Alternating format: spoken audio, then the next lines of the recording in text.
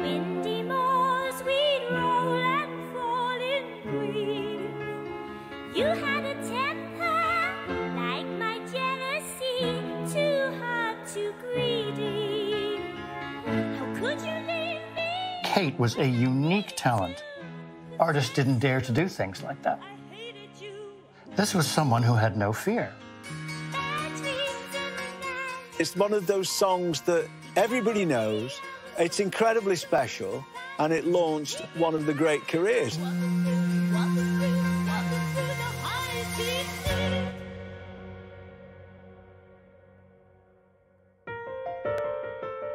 De weg naar Wuthering Heights begon al halverwege de jaren 70. Toen werd de 16-jarige Kate Bush ontdekt door David Gilmour van Pink Floyd. Hij gaf haar geld om professionele demo's te maken met de hulp van een talentvolle jonge producer. I went up to the Pink Floyd office and David introduced me to Kate. I listened to some of her music, was very impressed. I mean, she was an extraordinary talent, very quiet initially, but as soon as you got her talking about music, she lit up. David played me several songs. The obvious standout one was Remember the Child in His Eyes. He just said, right, book your studio, do that and a couple of other songs, and we'll see what comes out of it. He's here again, the man with the child in his eyes. This is the original score of Remember the Child in His Eyes. As you can see, it actually says Kathy Bush at the top rather than Kate, which is how she was known then. Air Studios, on the 19th of June, 1975. And I threw her into a studio, sitting at a piano, and she was brilliant. David Gilmour vond de demo geweldig en stapte ermee naar Bob Mercer, de platenbaas van EMI. David went into Bob's office, put the tape down on the desk and looked at him in the eye and said, here's this girl you're going to sign. And as Bob Mercer told me later, when you've got the lead guitarist and singer of the Pink Floyd sitting there telling you you're going to sign it, you don't tend to argue with them. She definitely felt that she was a rounded artist, really. She was a dancer, she was a lyricist, she was a composer, she was a performer. It's hard to think of anyone who did that before her in exactly the same way. En ze putte inspiratie uit de literatuur. In die eerste jaren schreef ze een nummer dat gebaseerd was op het romantische meesterwerk Wuthering Heights. De roman die Emily Bronte hier in West Yorkshire heeft geschreven. The intense horror of nightmare came over me. I tried to draw back my arm, but the hand clung to it, and a most melancholy voice sobbed, "Let me in, let me in." "Who are you?" I asked, struggling, meanwhile, to disengage myself. "Catherine Linton," it replied shiveringly. "I'm come home. I'd lost my way on the moor." It's all there, coming home, the landscape, and the fact that it's a ghost, and the window, and everything is there. You could see why that would captivate and sort of set flight to the imagination of the young Kate.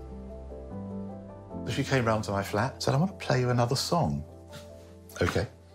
So she sat down on the piano, and din, din, din, din, din, din, din, din, din, din, din. I thought, oh, that's interesting. And she played the whole song right through, and then turned around to me and said, you know, do you think that's okay? Is it good enough to go on the album? And I said, oh, yes, definitely. A lot of people think that it's out on the wild and windy moors, which would make perfect sense, but it's not. It's wily windy moors. Out on the windy moors, we'd roll and fall in green. Why wily? There is that sense that the mood of the moorland changes, that the moor has its own personality, and it chooses what side of itself it's going to show you. I hated you, I loved you too. Bad dreams in the night. He told me I was going to lose the fight. Leave behind my walking through the high seas. It's me, I can't see, I come home, my soul. All that there was originally was just Kate playing it on the piano, so I had to work out where the guitars come in, where does the drums come in, where does the bass come in, which, you know, is part of my job as an arranger producer. The strings actually come in at the beginning of verse 2. I wanted them to be there to support that verse. Right now, just when it's dark and lonely, the warmth of the strings almost contradicts that, but I quite like that idea.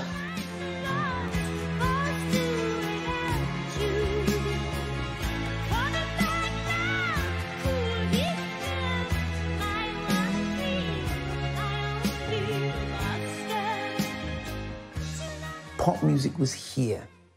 Kate Bush, she was way over here something. She was like way off in the distance. She was from a different galaxy.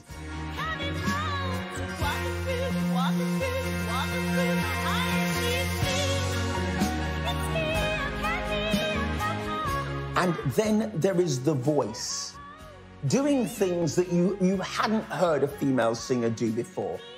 Not in pop music. She can sing very low alto parts and incredibly high off the top of the treble clef. At first it was like, is that how she sings? It was so high-pitched and it was so shrill. And we later found out that, yes, she did sing a bit like that, but she was exaggerating it to play the part of Kathy, this sort of banshee. I'd never heard anything like it or seen anything quite like that video. You could see the fact that she'd studied mime and dance and, you know, she was kind of the real deal. It does have that very ethereal feel to it, that whole video. You are hypnotized as the viewer by the expression on her face and those fabulous eyes, but the expressive dancing as well. It just feels much more like it's instinctive and it's just coming from her gut, how she feels in the moment. After about 18 months, she thought, I'm just working nonstop. I can't do this, or else I'll never write more songs. So hence she became what some people mistakenly thought was a reclusive figure.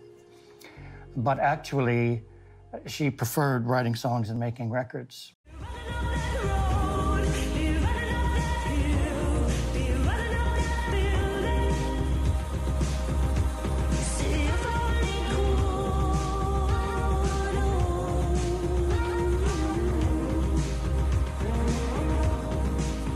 I used to talk to her and say, are you ever going to do any more gigs?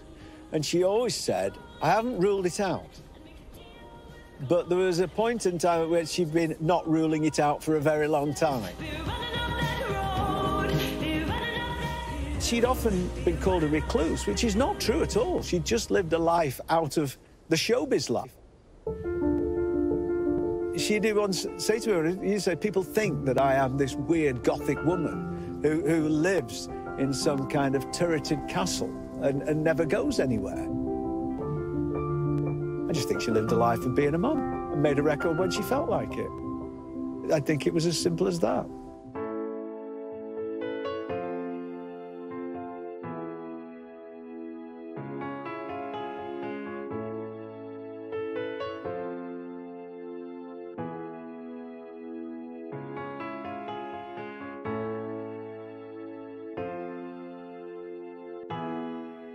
She stands outside, a book in her hands. Her name is Kathy. I cannot reach this window. Open it, I pray. But this window is a door to a lonely world that longs to play. Ah, Emily, come in and stay. And I think it's an amazing thing. It's an amazing thing to see. For Kate Bush to have launched her career being so inspired by Wuthering Heights, and for her to put these words here in Bronte country, which are going to stay here forever. So they're forever entwined, and forever there will be her sort of note of thanks and inspiration to Emily. I think it's the perfect end to the story, in a way.